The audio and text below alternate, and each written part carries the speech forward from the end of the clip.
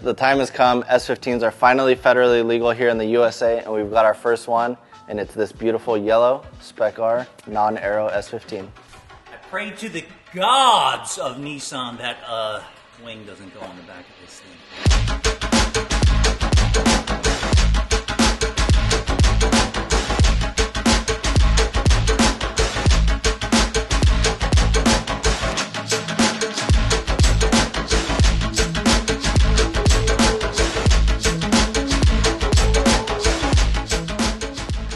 One of the things to expect when you get a 3.5 grade S15 Spec R is that it is going to have what it's mentioned as corrosion. This isn't corroded through the panels, but no matter what, at the Japanese auctions, they always put that there is some bit of corrosion. Generally, it's just surface rust, nothing too crucial or hurting the body panels in any way. The strut tops on this car are actually really nice. We got pictures from our buyer in Japan. After purchasing the auction, they get a chance to see it underneath, but he wasn't able to snap those pictures. He just gave us a heads up, hey, everything underneath looks really good. There's some surface rust around the pinch welds and on the exhaust. As always, Japan is an island. It is expected with a 25-year-old car. So for now, let's get this thing cleaned up and let's go over some more of the details.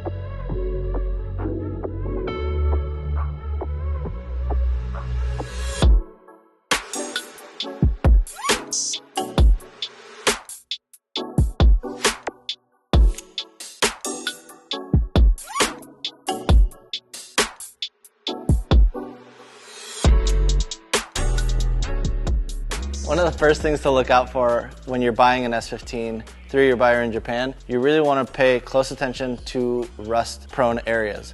So the trunk pan, you want to make sure they look under there, under the spare tire. The pinch welds, you want to make sure those are solid. They haven't been jacked up all funky where they like folded and all that stuff. It's kind of hard to go back once it's folded flat. And along with the frame rails as well, because some people tend to jack up the car via the frame rails and they don't put a puck and it slips, crushes that frame rail, no going back from that. You do generally have to drill a hole and try to get that thing to pull back out straight.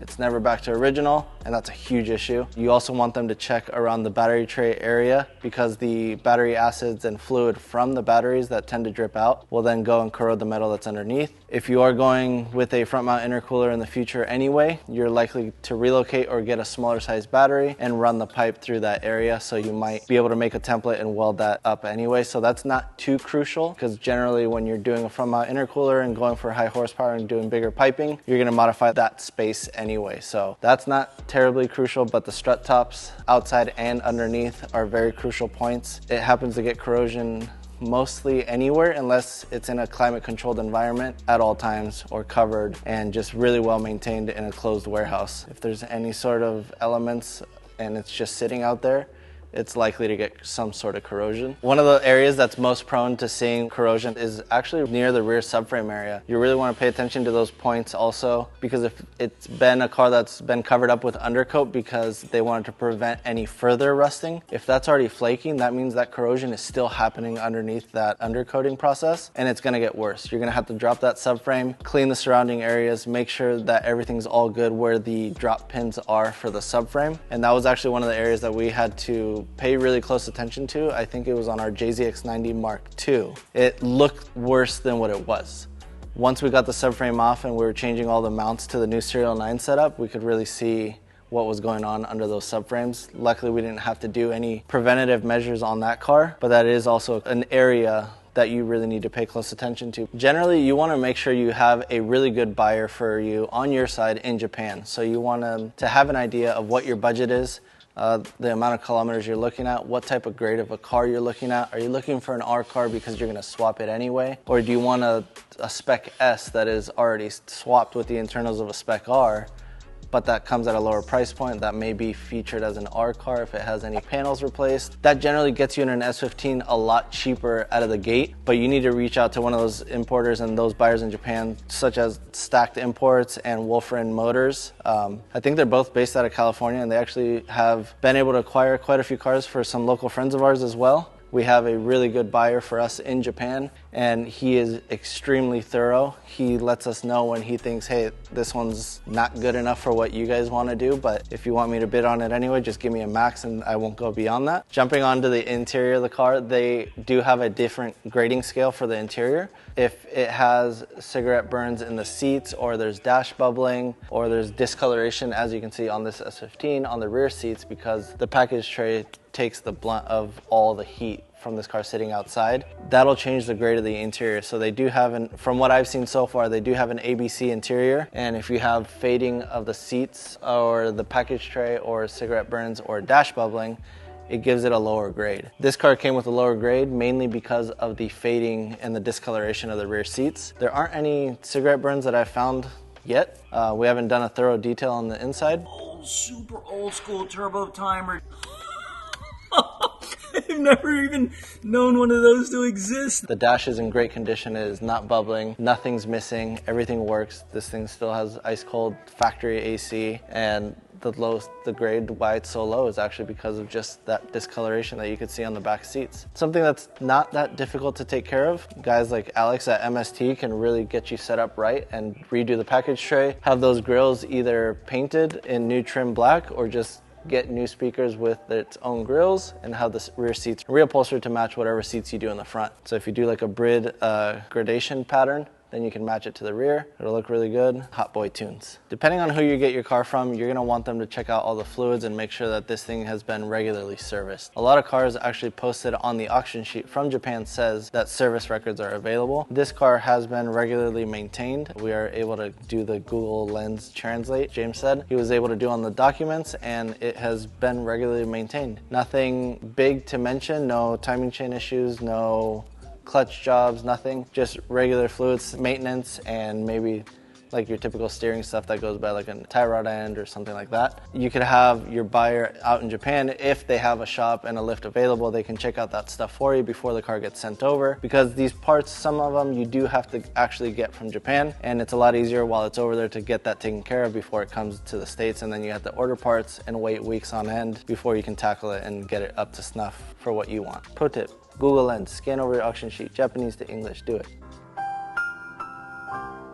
S15 spec Rs come with the 4-piston front brakes. It is actually essentially the same stuff as what we got in the States on a 300ZX twin turbo. So the whole front brake assembly is completely replaceable with US spec 300ZX brakes. There are a ton of brake kits available, so if you choose not to get an S15 spec R, it's not a big deal. You could do the CTSV brake upgrade, where you could choose a 4 or 6-piston front and do the 4-piston rear, or do the 6-piston front and the 4-piston rear, but you do generally have to run bigger wheels with that. So they are able to fit 16-inch wheels, just like the 300ZX, over the front brakes.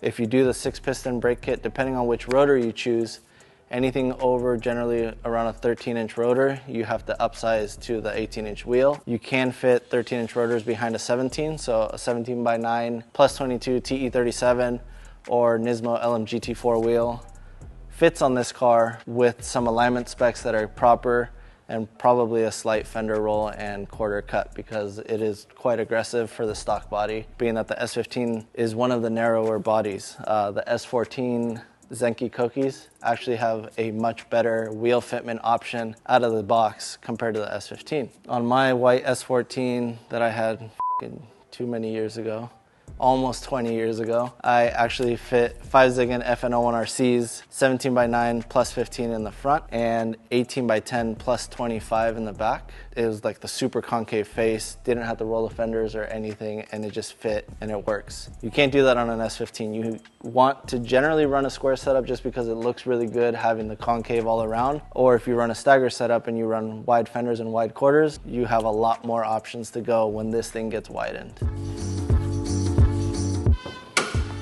Yeah, it's actually really clean. Like, dirty, but like no rust. No rust clean. The biggest upgrade from the S15 Spec S to the Spec R is actually all in the drivetrain. This is an SR20 DET single turbo with a 6-speed manual transmission. A lot of times these have the option for a factory limited slip differential, so that's possible in this car as well. We haven't gotten under there or decoded what is going on with this car. The S15 Spec R engine makes about 250 horsepower.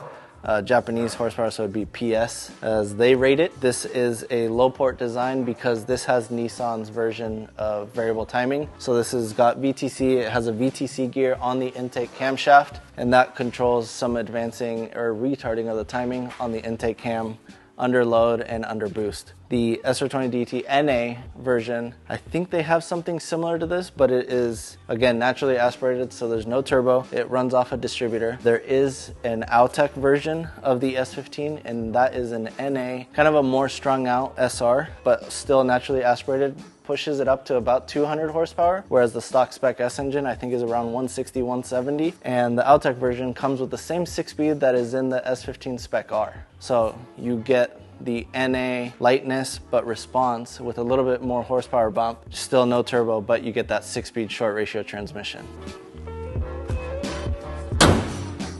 Some of the biggest things that drop this thing from being a grade 5 auction car, which is the best it could ever be, is the mileage.